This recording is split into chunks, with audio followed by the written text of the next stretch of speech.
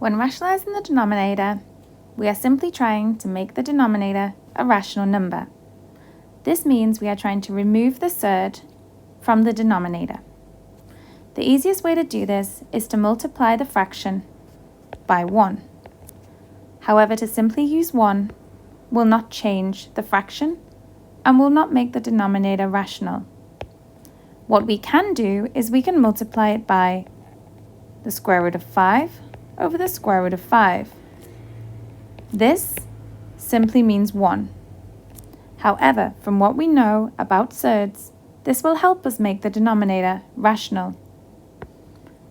When we multiply fractions, we multiply the numerators together and we multiply the denominators together.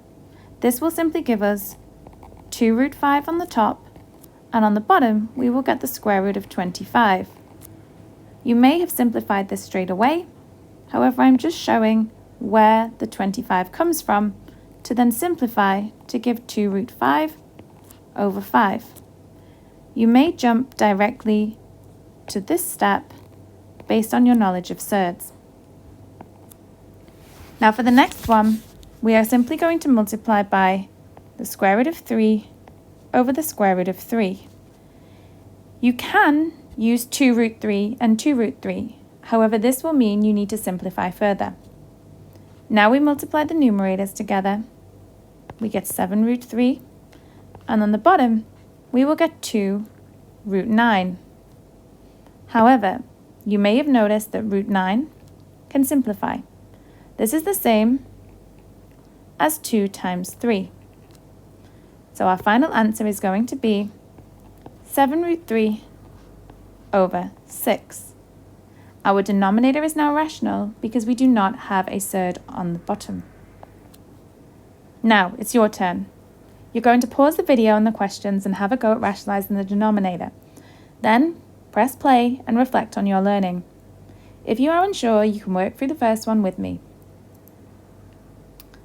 Now, the first one we're going to multiply by root 7 over root 7.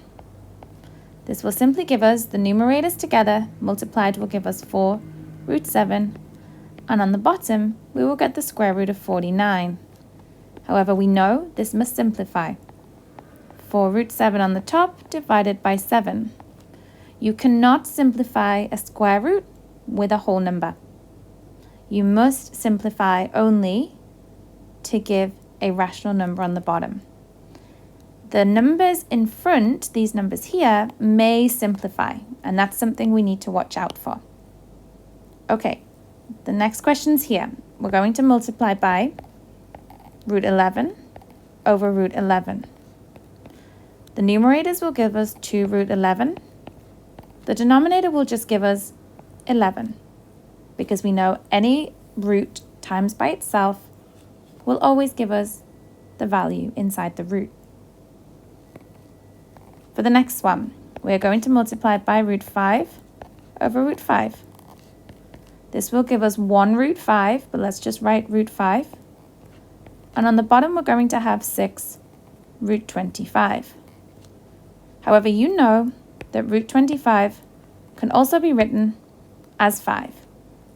So 6 times 5 as the denominator.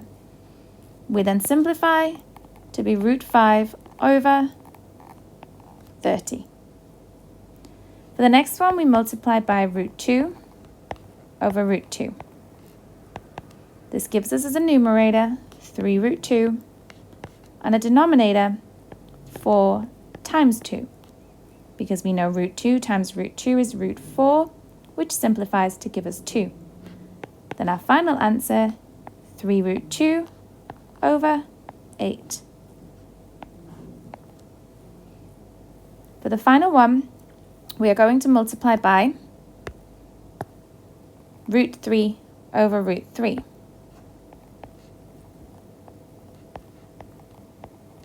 The numerator becomes 3 root 3, and the denominator becomes 8 times 3.